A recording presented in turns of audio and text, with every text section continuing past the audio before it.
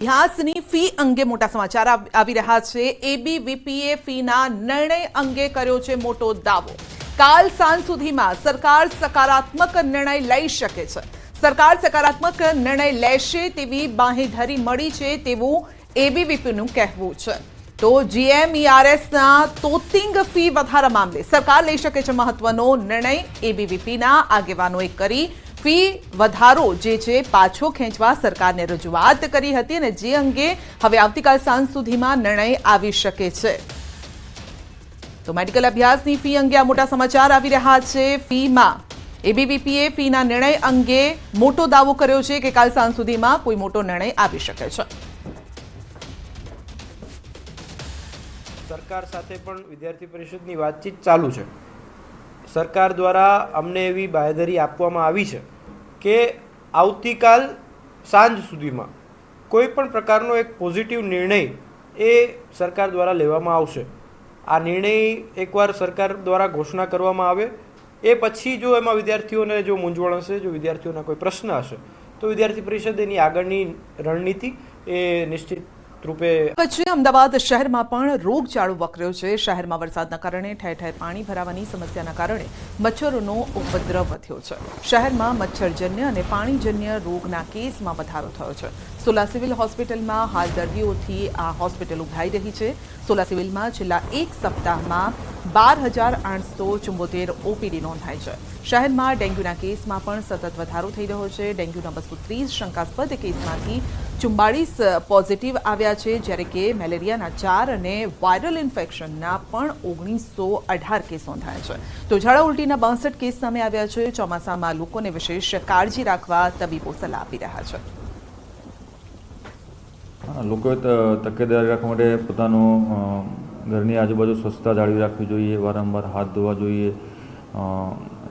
Immunity develop થાય એના માટે સંપૂર્ણ આહાર લેવો જોઈએ, મચ્છરજાળી ઘરમાં રાખવી જોઈએ, ટૂંકી બાંયવાળા વસ્ત્રો પહેરવાના જોઈએ અને કોઈ પણ નાના બાળકો મોટાઓને જરૂર પડે તાવ કે એવો નાના સિમ્ટમ્સ દેખાય તો નજીકના સરકારી દવાખાનાના ડૉક્ટરને બતાવીને એમની સારવાર લેવી જોઈએ। તો વરસાદ બાદ ગુજરાતના જળાશયોમાં આવક થઈ છે પાણીની। સરદાર સરોવર ડેમમાં 52% જળ સંગ્રહ થયો છે। 206 ડેમમાં 34%થી વધુ જળ સંગ્રહ છે। સૌરાષ્ટ્રના 3 ડેમ સંપૂર્ણ ભરાયા છે અને હાઈ એલર્ટ પર છે અને જેમાં Vagadiya, Vansal, Sasoi 2 dam high alert પર છે। રાજ્યના 5 ડેમ 80%થી 90% સુધી ભરાયા છે, જેના કારણે એલર્ટ પર છે। તો 7 જળાશયો 70%થી 80% વચ્ચે ભરાયા છે અને વોર્નિંગ પણ આપવામાં આવી છે। આરોગ્ય મંત્રી ઋષિકેશ પટેલે ચાંદીપુરા વાયરસથી ગભરાવું નહીં પરંતુ સાવચેતી રાખવાની સલાહ આપી છે। આરોગ્ય મંત્રીએ જણાવ્યું છે કે ચાંદીપુરા કોઈ નવો રોગ નથી। સામાન્યપણે વરસાદી ઋતુમાં ખાસ કરીને ગ્રામીણ વિસ્તારમાં જોવા મળે છે આ રોગ। ચાંદીપુરાના લક્ષણો બાળકોમાં જોવા મળે ત્યારે તાત્કાલિક તબીબી સલાહ લેવા પણ અનુરોધ કર્યો છે। વાયરસને ફેલાતો અટકાવવા અને નિયંત્રણ મેળવવા અસરગ્રસ્ત વિસ્તારોમાં સઘન સર્વેલન્સ કરાઈ રહ્યું છે। અત્યાર સુધીમાં કુલ 4,447 ઘરોમાં 18,000થી વધુ લોકોનું સ્ક્રીનિંગ કરાયું છે। તો સ્ટેન્ડ ફ્લાય કંટ્રોલ માટે પણ કુલ 2,093 ઘરોમાં જંતુનાશક દવાઓનો છંટકાવ કરાયો છે। રાજ્યનું આરોગ્ય વિભાગ અગમચેતીના ભાગરૂપે આ રોગનો ફેલાવો અટકાવવા માટે રાઉન્ડ ધ ક્લોક કામ કરી રહ્યું છે।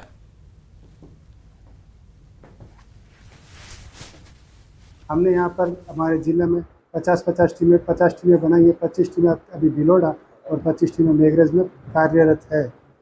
यह सभी टीमें 5% मैलोथियन पाउडर का डस्टिंग का आयोजन करके सभी कच्चे मकान जो हैं वहाँ के कच्चे मकानों में डस्टिंग का कार्यक्रम चल रहा है। 5% मैलोथियन की डस्टिंग से सैंड फ्लाई मर सकती है, तो उसकी वजह से ये डस्टिंग का एक मास लेवल पर आयोजन किया गया है। और मेरे सभी खेड़ित किसान भाइयों से ये अनुरोध भी है कि उनके विस्तार में वो स्वयं पेस्टिसाइड और इंसेक्टिसाइड्स का भी सैंड फ्लाई और दूसरे मॉस्किटोज का मारने का उपयोग कर सकते हैं।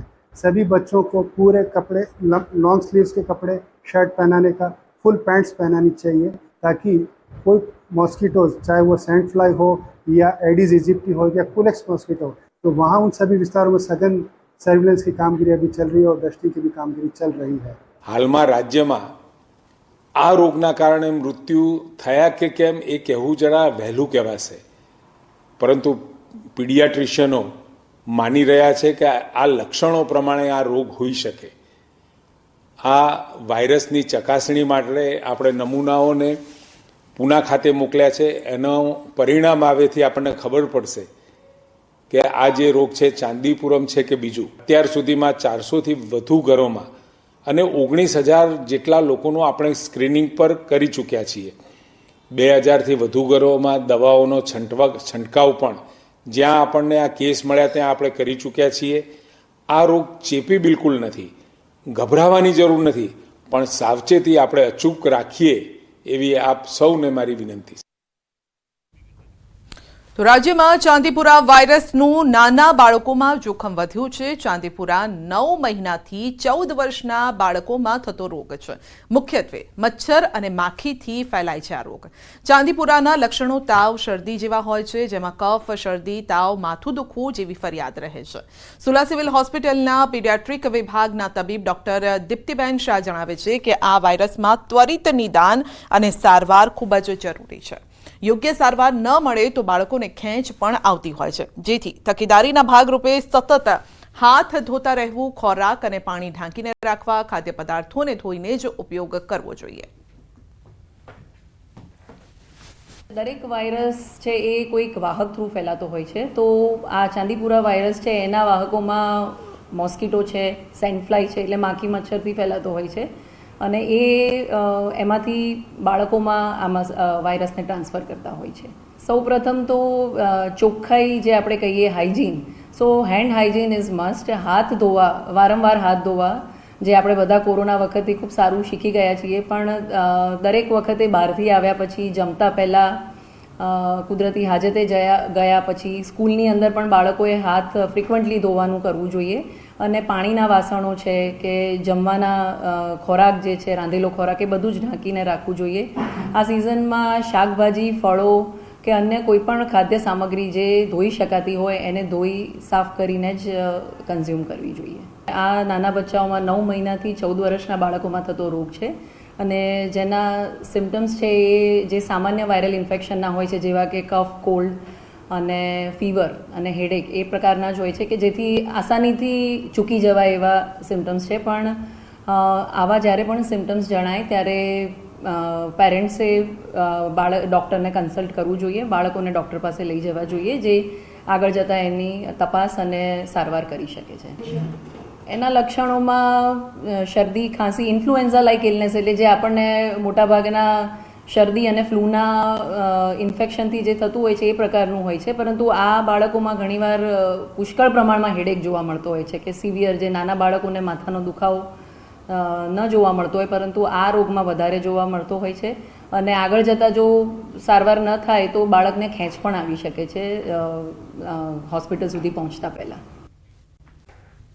હજુ પણ ગુજરાતમાં ભારે વરસાદની આગાહી છે. 3 હવામાન નિષ્ણાતોની મોટી આગાહી છે. ગુજરાતમાં હજુ પણ પડશે વરસાદ. ક્યારે ક્યાં વરસાદ પડશે તે પણ જણાવીશું. 3 હવામાન નિષ્ણાતોની આગાહી શું છે તે સાંભળો. 16 જુલાઈ 2024 થી લઈને 20 જુલાઈ 2024 દરમિયાન રાજ્યના અનેક વિસ્તારોની અંદર ભારેથી અતિભારે વરસાદની શક્યતાઓ છે. તો અમુક જિલ્લાની અંદર અતિ તીવ્રતા સાથે 15 ઇંચ આસપાસના પણ વરસાદ નોંધાય તેવી શક્યતાઓ હાલ દેખાઈ રહી છે. જેનું મેઇન કારણ છે કે અત્યારે બંગાળની ખાડીની અંદર એક લો પ્રેશર સિસ્ટમ તૈયાર થઈ છે, જેને કારણે મધ્યપ્રદેશ, મહારાષ્ટ્ર, ગુજરાત અને અરબ સાગરના અમુક ભાગ ઉપર સાયક્લોનિક સર્ક્યુલેશન બની રહ્યું છે. આગામી 48 કલાક દક્ષિણ ગુજરાત માટે ભારે છે. નદીઓમાં પૂરની શક્યતા છે. આહવાના વલસાડમાં ભારેથી અતિભારે વરસાદ થવાની શક્યતા રહેશે. સુરત વગેરે ભાગોમાં ભારે વરસાદ થવાની શક્યતા રહેશે. એટલે પૂરનું જોખમ રહ્યું છે. અને આ ઉપરાંત અમદાવાદના ભાગોમાં પણ 48 કલાકમાં અમદાવાદ, લાંભા તેમજ નારોલ, સરખેજ, બાવળા, સાણંદ આ ભાગોમાં પણ ભારે વરસાદની શક્યતા છે. वो डिस्ट्रिक्ट है सूरत, नवसारी, वलसाड, छोटा उदयपुर, दमन and Dadra Nagar Haveli. Very heavy rainfall का जो चेतावनी है वो है बड़ौदा, नर्मदा, बहरोज, डांग एंड तापी. और सौराष्ट्र कच्छ के लिए जो डे 2 में एक्सट्रीमली हैवी रेनफॉल का चेतावनी है वो डिस्ट्रिक्ट है जूनागढ़, गिर सोमनाथ, दीव